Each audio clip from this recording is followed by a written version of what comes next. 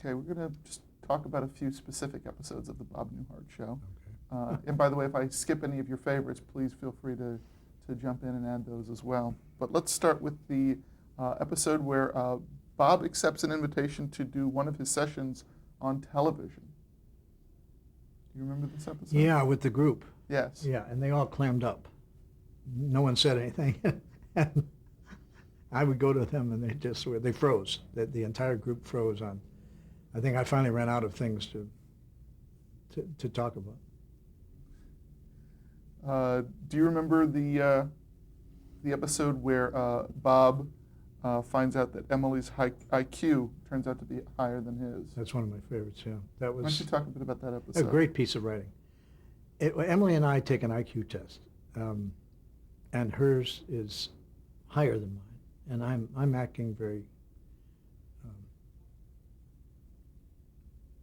I'm very distant. And she said, "Bob, is everything all right? You seem fine." I said, "No, everything's fine. Why wouldn't it be fine?" She said, "Good, because we have a perfect marriage." And I said, "No, we don't have a perfect marriage." I said, "A perfect marriage is where the husband and the wife have the same IQ." So the next perfect marriage is where the wife's IQ is 1 point higher than the husband's. I said the worst marriage is where the wife's IQ is 152 and the husband's is 128, which is a difference of, 24.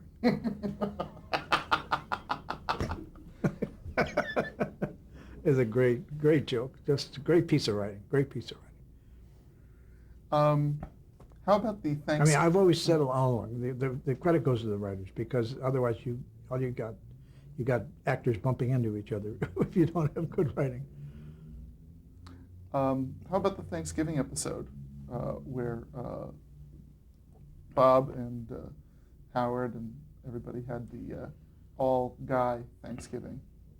Yeah, we went to see in my apartment, and we watched the football game, and Jerry had a jug, which every time there was a score, he passed the jug around to myself, Bill,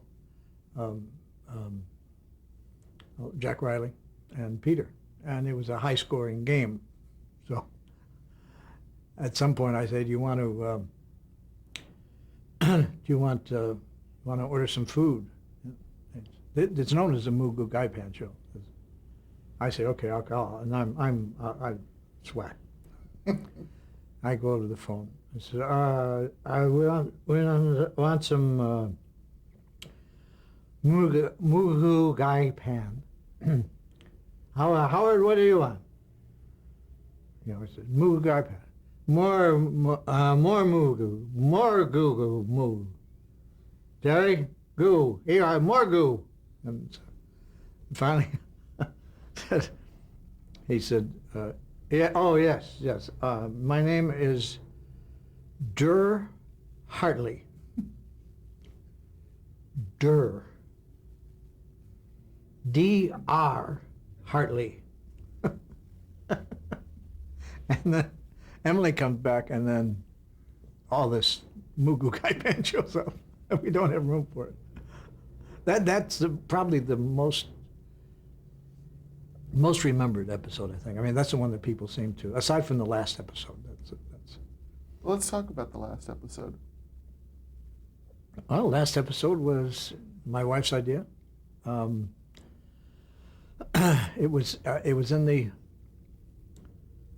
I think, fifth year of the show, I think, fifth or sixth, and they were moving us around. The CBS was moving us around, all different. At 8:30, then they had us at 9:30, then they had us behind Murphy Brown, then they had us in front of Murphy. And so I was getting a little upset, because we had taken what was not a hit time slot, and we had made it a hit time slot. So I felt they were being kind of unfair to us, which really isn't true, because they tend to take the younger shows and try to boost them. So we were at a Christmas party, and Susie was there, and Jane and I were waiting in line to meet whoever it was, and I said, "Honey, I think this is going to be the last year of the show. This is 6th year." And I explained why. And she said, well, if this is the last, you ought to make it a dream sequence, because that the whole year of Dallas was a dream sequence, and St. Elsewhere ended in a dream sequence. And she said, you ought to wake up in bed with Susie and describe this dream, this nightmare you had about owning an inn in Vermont. And I said, oh, what a great idea, what a sensational idea. So I agreed then to go on 2 more years. So it's in the 8th year. Now I've definitely decided that I'm having some trouble with MTM. Arthur has by this time left, and Grant had left to go to NBC. And I decided that this is the last year. So I go to the writers. I gave them the idea for, Jenny's idea for the end of the show. And they fleshed it out with the Japanese buying the town. And we actually, that scene never appeared in a script, because we knew that the tabloids would get a hold of it and would say final episode of Newhart, or final episode, because they do it all the time, final episode of something. So we put a scene in there where I get hit in the head with a golf ball. I go up to heaven, I have this conversation with God, who's George Burns, which we never intended to shoot. We never contacted George Burns, but the tabloids get, final episode of Newhart, Bob talks to George Burns. So the crew... Did that really get published? Yeah, yeah.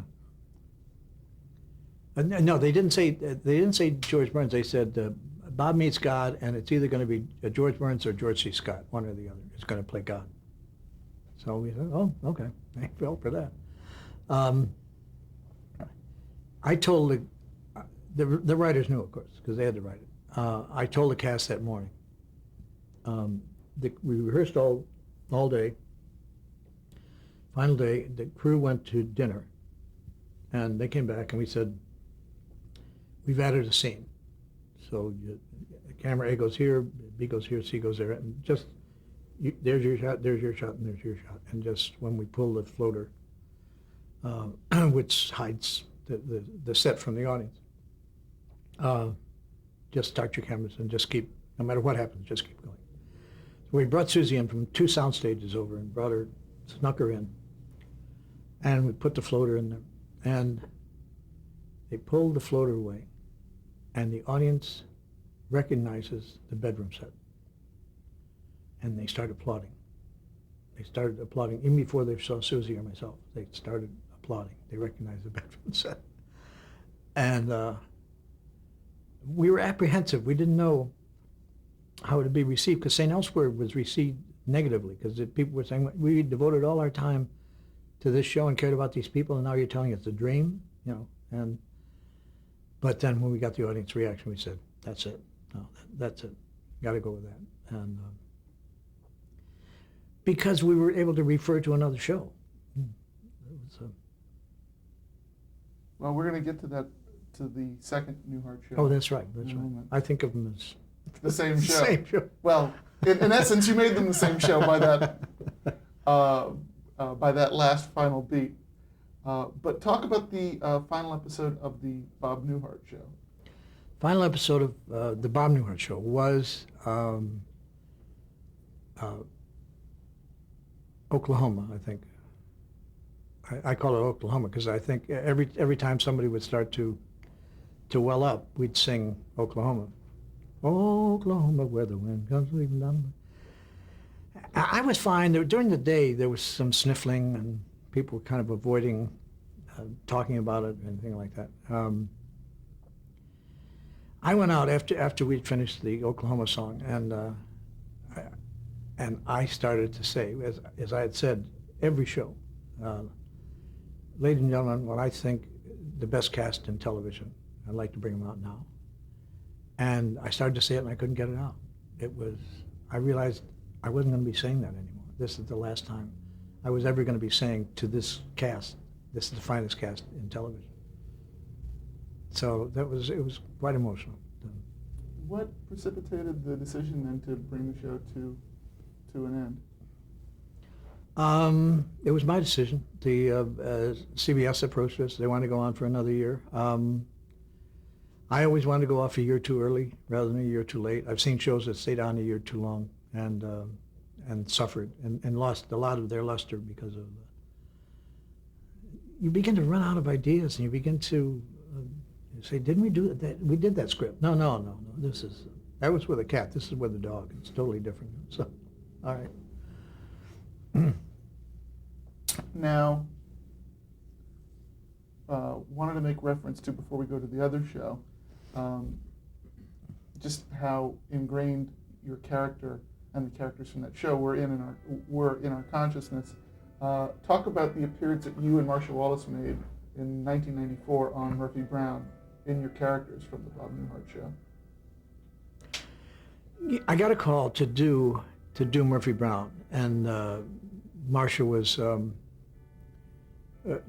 Murphy always had a problem retaining secretaries, and finally ran across Marsha, and Marsha was everything that Murphy always wanted. But Murphy, I think Murphy wanted to talk to my previous boss, and then I came out as Bob Newhart. Yeah, but we had done that a couple times in Newhart. We did Jack Riley.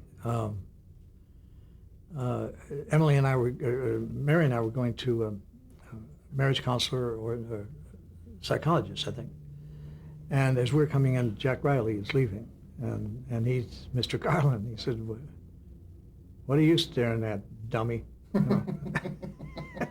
I said, "You look like you remind me of someone." So now, what did you do after the series ended? I did a series of totally forgettable movies. That I think I guess I did First Family. Talk a bit about First Family and some of the people you worked with on First Family. First Family was Gilda Radner, Madeline Kahn, Buck Henry, Harvey Korman, Dick Benjamin, Austin Pendleton. Austin and Dick we were in Catch-22 together.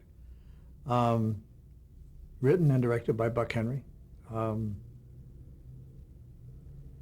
Gilda she was so sweet, such a nice lady. And Madeline Kahn was, Julia and Madeline Kahn were kind of the same. Julia Duffy from the Newhart show.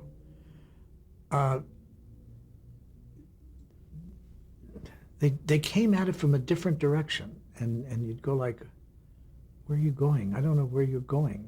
And "Oh, I see where you're going." And I was, "Wow, how did you ever think of that?" You know, it was like, it was never bang head on. It was all, they came in from. And Julie had that quality too.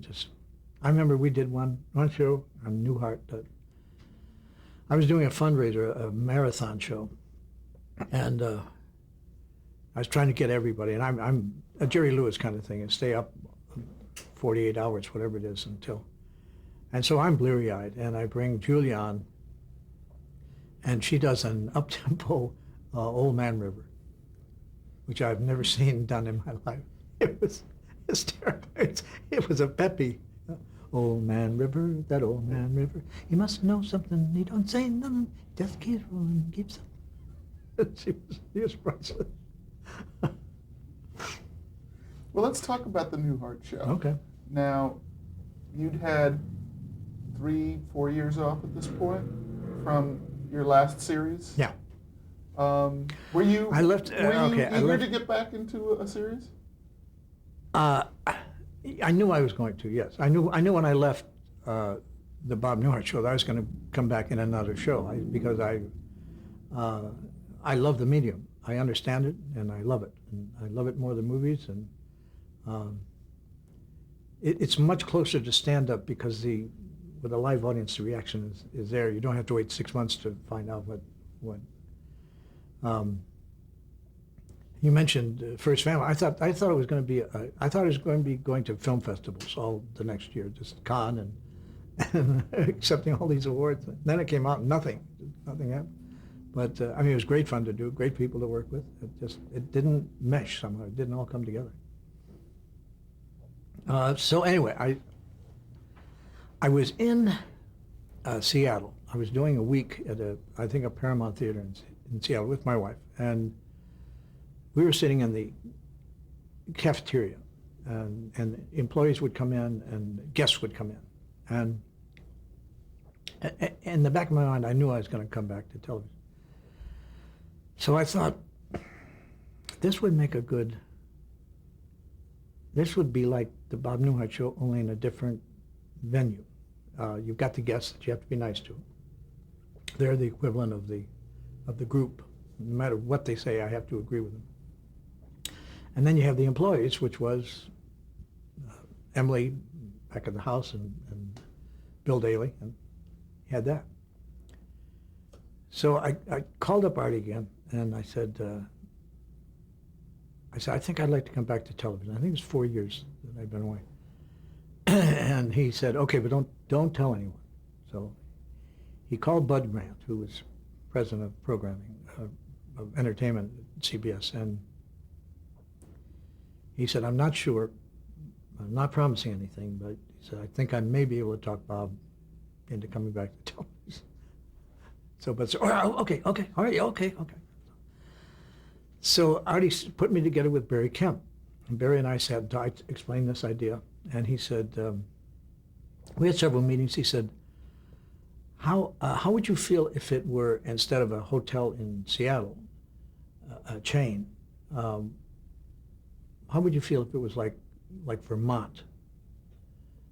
And I said, well, yeah. I said, it still would work as far as I'm concerned, and you could take advantage of some of the peculiarities of the Northeast, the Vermonters and the snow and that kind of thing. So he went off and wrote it and gave it to me, I think, on a Friday, and I put it down on my desk, and I kind of circled it all the weekend. I just kind of circled it because I thought, what if this isn't as good as the Bob Newhart show? I mean, that was quite a show to try to equal. So Sunday night I read it and thought it was a great piece of writing, great idea, and then we went about casting it. Now, did it ever occur to you at any point, because in the consciousness of the television viewing public, Suzanne Plachette was your wife. Mm-hmm. Did it ever occur to you to call her up and say, I'm going to do another show, do you want to be my wife again? I had initially had an idea of just continuing, picking up the Bob Newhart show 4 years later, and what had happened in our lives and what changed. And maybe Bill was now married, and Marcia, and so on. And approached Susie, and she said, well, there's this play I want to do in New York. And I said, well, then I thought about it. I said, you're really tying your hands behind your back because you've done 142 stories. Now you want to do some more. I mean, you've done most of the stories that you could do. So then I said, no, let's go in a totally different direction. But I had to tell Mary at the very beginning, Mary Fran, that I said, you've got one of the toughest jobs on television, because the chemistry between Susie and myself was just, it was. You can't create it. It's just, boom, it's there. And she understood, Mary understood, that it was going to be tough. Do you feel that she was then unfairly disadvantaged coming into that job?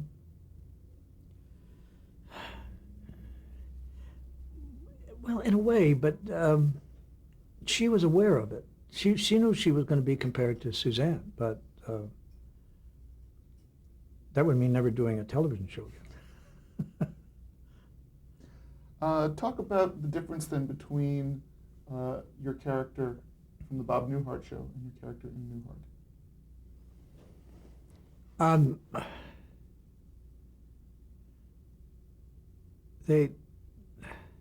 They're similar and they're different. I mean, we had the similarities that I wanted. George explaining how they did things in Vermont, and me kind of looking at him like he was Mr. Carlin. The first 2 years of the show, we really struggled. The people were very patient with us because we made some casting mistakes. is the way I would prefer to put it, without mentioning names. And it wasn't working. The idea wasn't. One of the characters, Kurt, was a pathological liar. And it hurt us because the audience was never sure, is he telling the truth or is he lying? And so they didn't know whether to laugh or whether to be serious. And so that was kind of ill-conceived. Then we did introduce in the first year Larry, Daryl, and Daryl, and relied on them quite heavily. And they became cult people of sorts. Whenever they were in a show, I'd always try to be behind the counter because you had to freeze. You had to freeze for about 20 seconds because they come in and the audience would applaud. And then you deliver your line. And then when they left, the audience would applaud. So one of the advantages of doing a show in front of a live audience, we brought them in. We're doing a show. We had found a witch in the basement, buried in the basement of the Stratford Inn, and she was buried there because she couldn't be buried in hallowed ground because we went to the church and the minister who was my father-in-law, Bill Quinn, Jenny's dad. He was the minister and explained that she couldn't be buried in hallowed ground, that she was a witch. So Mary said, "Well, just get her out of it. We just got to get her out of here." I said, "Well, I don't know what to do." So I said, "Well, I look in the yellow pages, and there's a firm called Anything for a Buck." That's the title of this firm. So I call them up to have them remove the witch from. And I talked to, again, it's a phone conversation. You never hear Larry. I explained the situation. I said, we have a job. We have to have something removed from the inn. And he said, "Well, how soon do you need it?" I said, "Well, really right away." And he said, "Well, we couldn't get to it before Thursday of next week." And I said, "Well, that's too late." He said, "What is?" I said, "We have a witch's body buried in our basement. We need it removed." And he said, "We'll be right over." So that was the introduction of Larry, Daryl, and Daryl.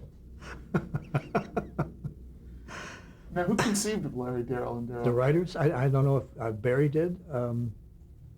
Whoever did, it was a lifesaver. They were wonderful. They became euphonious, I think. They became, Larry, Daryl, and Daryl became a name for anybody in the back. I mean, I go into a place and the guy said, "Oh, have you met Larry, Daryl, and Daryl in our shipping department?" Yeah.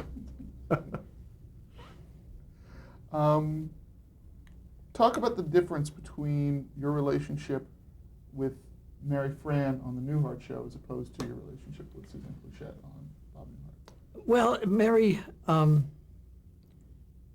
didn't have an outside job.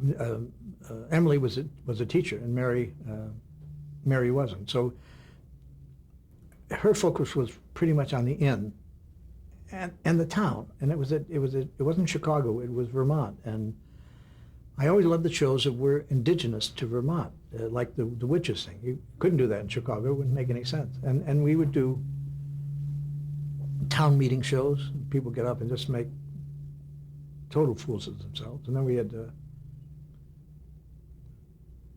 policeman officer Shiflett, who thought he was like in a big city and took his job very seriously. So it was different, and they were interacting with different people. But again, no children. Again, no children, and again, at your suggestion or insistence. Yeah, for the same. Yeah. The same reason. Talk about Tom Poston as George. Well, of course, I knew Tom, and Tom is such a really good actor. You know, he. I'm thinking of several. I remember in the Bob Newhart show, we did the Peeper and we got arrested. These two. It was a sting operation. These two lady police officers thought we were trying to pick them up as ladies of the evening, and they threw us in the cell. And Tom was there with me. It really was Laurel and Hardy time. It really was. I was Hardy, and he was Laurel. And the girls came and they said, okay, we're going to take your statement. They said, we read you your Miranda rights, right? I said, I don't think you did. She said, didn't you read? I said, I'm not sure. And Tom says, yeah, you read them to us, yeah. You know. And I look at him like, you idiot. We were almost out of here. Now, was it your idea to bring him into this show? Or was the character created? We read a couple people for it. Barry had one guy in mind particularly that he had written it for. He did one of the worst cold readings I've ever seen in my life. It was painful to watch. And there was some bad blood between he and CBS. I never knew what it was over, but they said no. So it's their bat and ball, you know.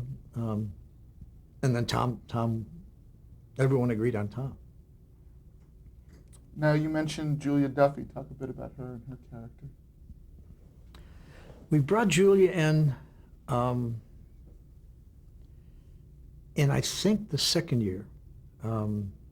She was a friend of the other maid, and she was from a wealthy family, which was one of the anomalies that we tried to explain in the final episode, why this daughter of extremely wealthy parents continued to work as a maid. She was a wonderfully crafted character, very banal, having almost no values at all, except her hair and clothes. Those were her two. I remember I walked in on her and she was just sitting and she was kind of crying to herself, and I sat on the couch with her and I said, Stephanie, what's the matter? She said, well, you know what's going to happen to you one day. You just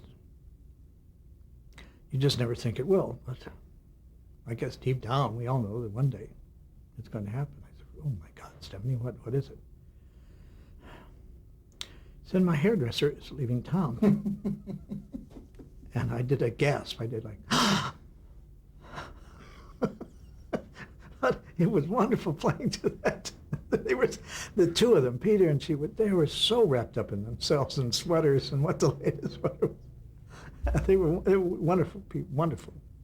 Talk wonderful a bit actors. about Peter Scolari. We brought Peter in I think the third year, and then they developed this relationship. And Peter was, of course, he thought this was just a way station.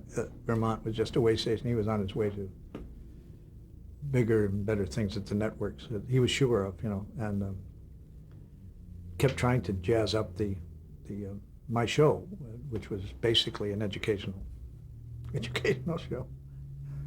And he usually got his way, to some extent. Yeah, he did. Yeah, and there's so many. I mean, to single one out wouldn't be fair. But he just played this terribly insincere person along with her. That's my cue. All right. All right.